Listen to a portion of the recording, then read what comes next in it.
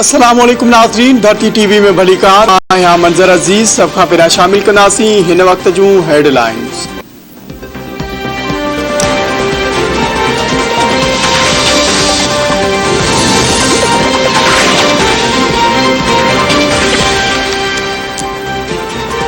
पंजाब के वॾे वज़ीर अहमद शहबाज पीटीआई अगवान श्री मज़ारी की गिरफ्तारी जो नोटिस वरतो। संदस आज़ादी जो हुकुम हमज़ा शहबाज जो चवण है तो कंहिं बि औरत के गिरफ्तार करण मुज़म्मत चोगो अमल है। श्री मज़ारी एहतराम लायक है। अगूनी वफाकी वज़ीर श्री मज़ारी के इस्लामाबाद में गिरफ्तार किया वियो हो। जमीन ते कब्जे के केस में एंटी करप्शन पंजाब की टीम श्री मज़ारी के संदस घर ॿाहिरां गिरफ्तार किया। श्री मज़ारी की धी ईमान मज़ारी चयो है तो मर्द पुलिस एहलकार संदस वालदा के मारकुट कंदे वठी विया। वालदा के गिरफ्तार न पर अगवा किया वियो है।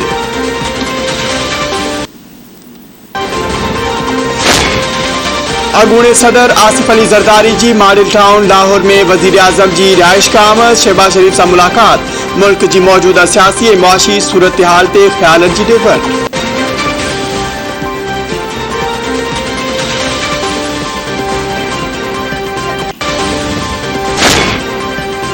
श्री मज़ारी की गिरफ्तारी खिलाफ तहरीक इंसाफ जो मुल्क गिर एहतजाज जो फैसलो। अगूणे वज़ीर आज़म इमरान खान चयो है पीटीआई के सीनियर अगवान श्री मज़ारी के संदस घर ॿाहिरां गिरफ्तार किया वियो।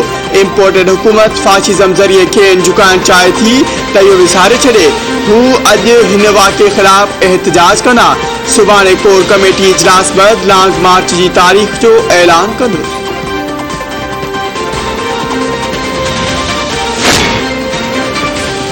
मुस्लिम लीग नून की नायब सदर मरियम नवाज चयो है तो श्री मज़ारी की गिरफ्तारी की खबर बुधी खेस खुशी न आए थी। पीटीआई औरत कार्ड खेले रही है। श्री मज़ारी बेगुनाह साबित थी तो सब का पहिरीं हू उन सां गॾु बीहंदी। श्री मज़ारी के औरत एहलकारन गिरफ्तार किया। खेस त मर्द एहलकारन 2 भेरा गिरफ्तार किया हो। एंटी करप्शन वक्त गिरफ्तारी जो सबब होंदो।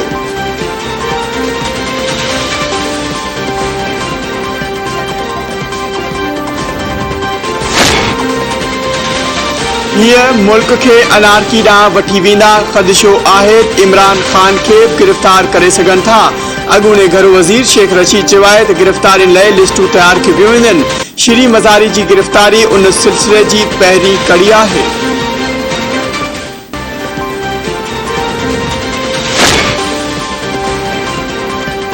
परवेज़ वज़ीर बिलावल भुट्टो ज़रदारी पहिरें सरकारी दौरे ते चीन रवानो थी वियो। बिलावल भुट्टो ज़रदारी चीनी हम मनसब की दावत ते चीन रवानो थियो। मुमलिकती वज़ीर इना रबानी खर्ब बिलावल भुट्टो सां गॾु चीन के दौरे ते रवाना थी वियो।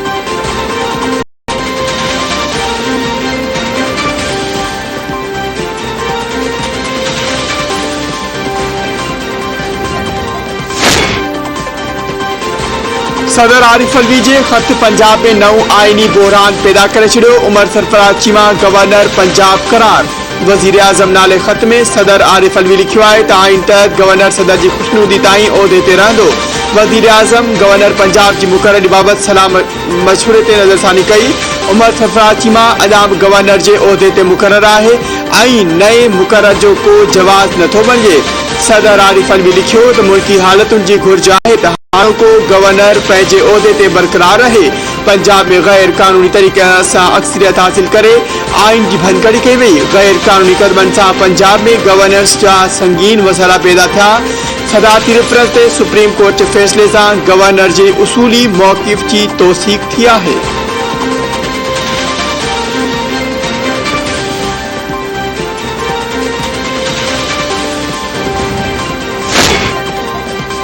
इलेक्शन कमीशन ईंदड़ आम चूंडुन जूं तैयारियों शुरू करे छॾियूं। 7वीं मरदमशुमारी के हतमी नतीजन बाबत शुमारियात खाते के खत लिखियो वियो।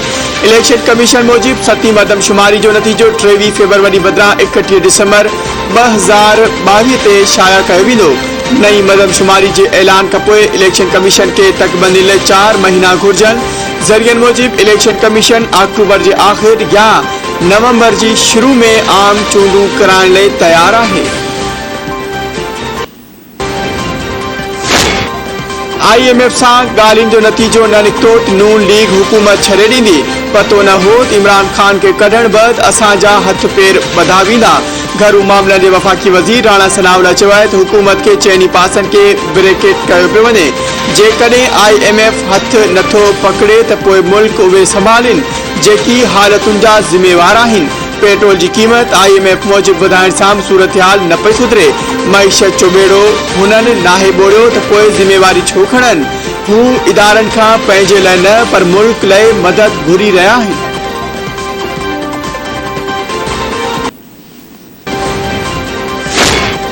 सिंध में पानी की खोट सबब खरीफ की मुंद में खुराक और फसलन की पैदावार घट थियण जो खदशो ज़ाहिर।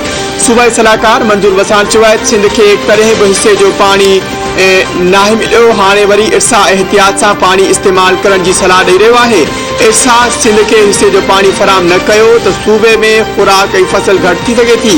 पानी खोट खिलाफ सिंध के मुख्तलिफ शहरन में आबादगार सरापा एहतजाज मनेल। एहतजाजी मुजाहरा और धरना पानी फराम करे खोट खत्म करण जो मुतालबो।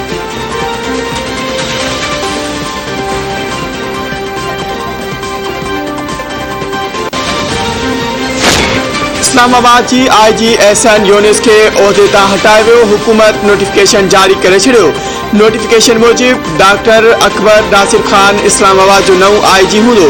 ग्रेड 19 जे सोहेल जफर चट्ठा और ग्रेड 19 जे ऑफिसर यासिर आफरीदी जूं ख़िदमतूं वफ़ाक हवाले कयूं वयूं। इस्लामाबाद जे हटायल IG एहसन भवन जूं ख़िदमतूं पंजाब हवाले कयूं वयूं। इस्लामाबाद जे SSP ऑपरेशन मोहम्मद फैसल के तब्दील करे संदसि ख़िदमतूं पंजाब हवाले कयूं वयूं।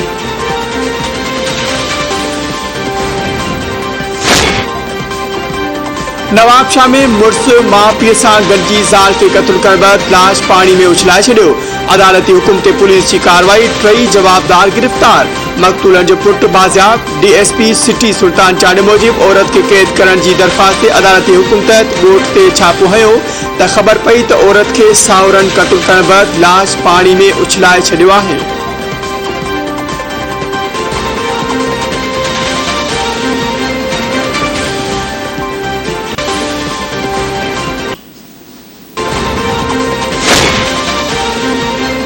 दोदापुर वेझो दाऊ जहांपुर में पानी दुश्मनी तां पोरियत क़त्ल। पुलिस चौकी सामूं दुकान ते मजदूरी कंदड़ शाहनवाज कुलैदी के मोटरसाइकिल सवार हथियारबंदनि गोलियूं हणी ज़ख़्मी करे छॾियो।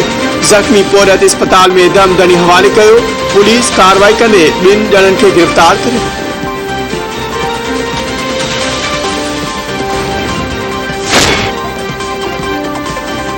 कराची वासी गोल्डन मैन पंजाब के वडे वजीर हमजा शहबाज सां वजीर आला हाउस लाहौर में मुलाकात।